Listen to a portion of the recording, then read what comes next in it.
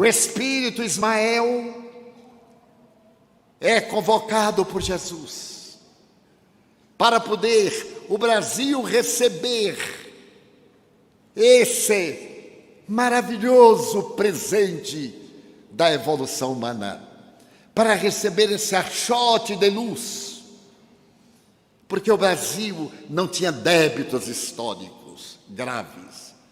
Eram a Guerra do Paraguai e a escravidão negra. Mas a escravidão negra era portuguesa. E uma brasileira proclamou a Lei Áurea, a 13 de maio de 1888. A jovem e delicada brasileira Princesa Isabel. E a Guerra do Paraguai, tão lamentável, o Brasil iria pagar mais tarde com a construção de Itaipu, muito mais útil ao Paraguai, que nos vende energia da obra colossal, que é uma das maravilhas do mundo moderno, que foi construída no Rio Paraná-Paraguai. Mas era necessário, dizia São Luís, ao nobre espírito do anjo Ismael: o que é que o Brasil nos dará para nós darmos a glória da doutrina de Jesus? E foi negociado, entre aspas, que o Brasil receberia 2 milhões de franceses, aqueles mesmos da noite de São Bartolomeu, aqueles outros da Revolução de 89, que teriam que nascer no país neutro, em que não houvessem os ódios para uma nova revolução. Assim é a lei da reencarnação. Nasceriam numa terra com a qual não tinham compromisso, mas que era um Éden para dar-lhes a liberdade.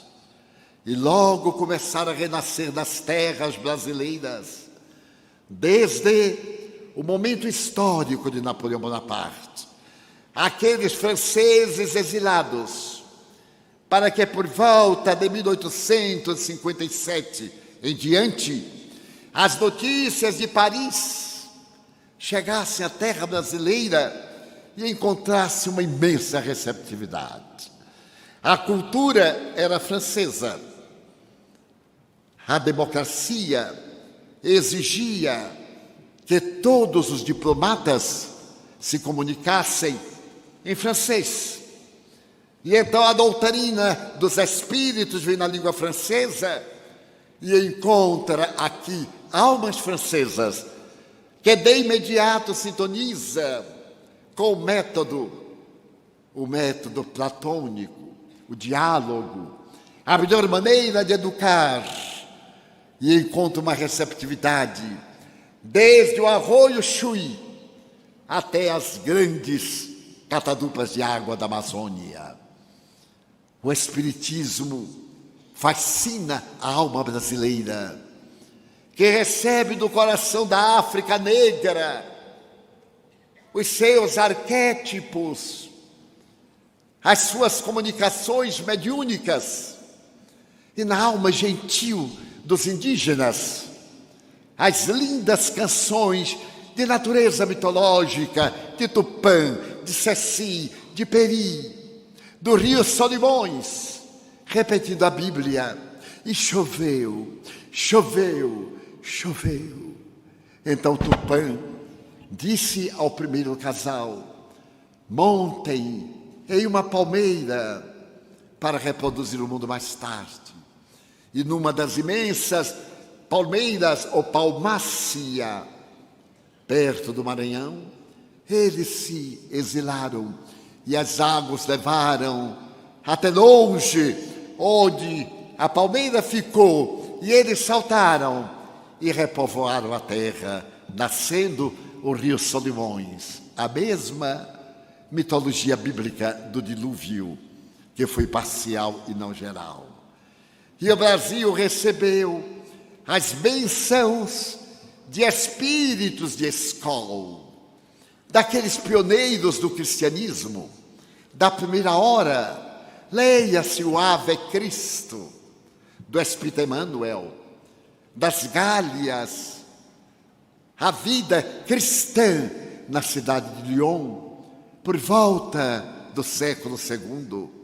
Leia-se a vida do irmão Corvino, dedicada a educar crianças, e leia-se Adolfo Bezerra de Menezes, cerca de 17 séculos depois, o apóstolo da caridade, repetindo os momentos da grande colina de Lyon, onde ainda encontramos os vestígios da cultura romana.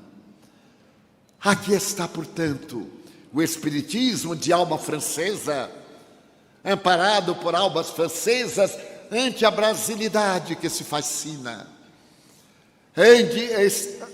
Entre este povo miscigenado, em que os ódios se desfazem como a névoa da noite, ao beijo do dia.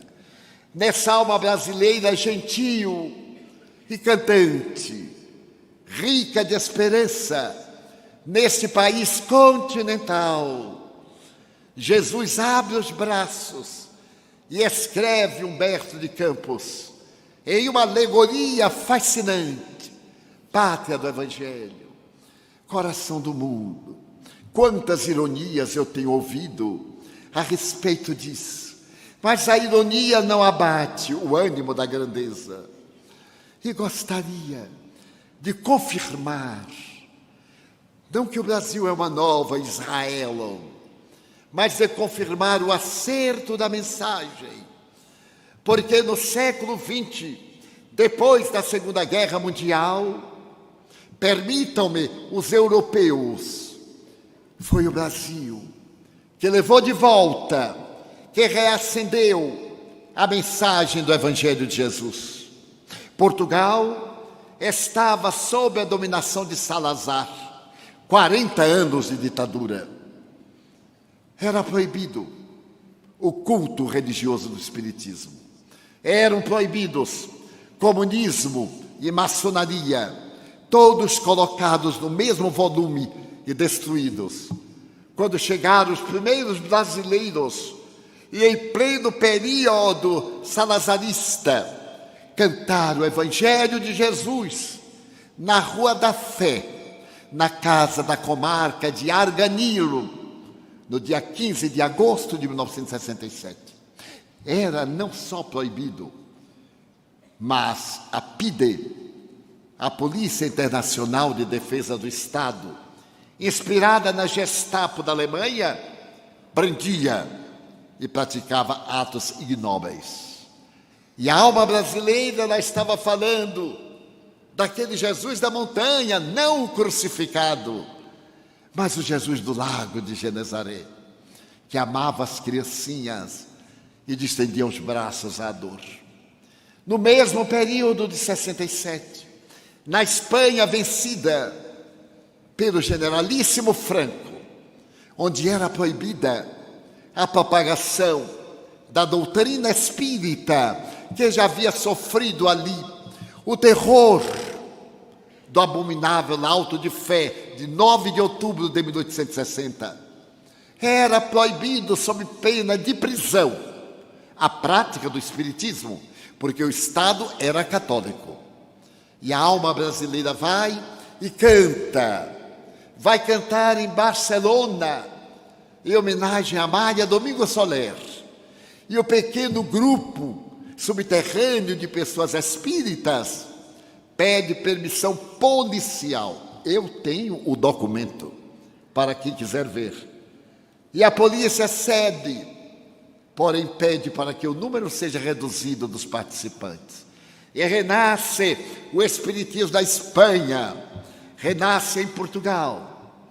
Mais tarde, na Polônia, do Papa João Paulo II, é proposta uma mensagem espírita numa livraria esotérica. E quando chegam o orador, o tradutor e mais 2 amigos, a polícia estava na porta, porque, assolados pela intolerância clerical, católicos pretendiam empastelar o local e proibir que assim fosse. E ali estava a polícia secreta, porque era alguém que havia recebido o título da paz internacional em Genebra, e que a polícia chegou à conclusão de que não ficava muito bem para a Polônia, em nome de uma fé religiosa, impedir que alguém que carregava a mensagem da paz terrestre fosse interditado de falar a respeito das suas ideias espiritistas. E aqueles mesmos policiais participaram da reunião e ficaram até o momento em que foi criado o primeiro centro espírita pós-guerra na Polônia. Grupo Espírita Leon Denis. E assim por diante, na Suíça, na Inglaterra, nos Estados Unidos. Chico Xavier ali estivera com o Dr. Valdo Vieira em 1965, mas não havia movimento espírita, era movimento espiritualista.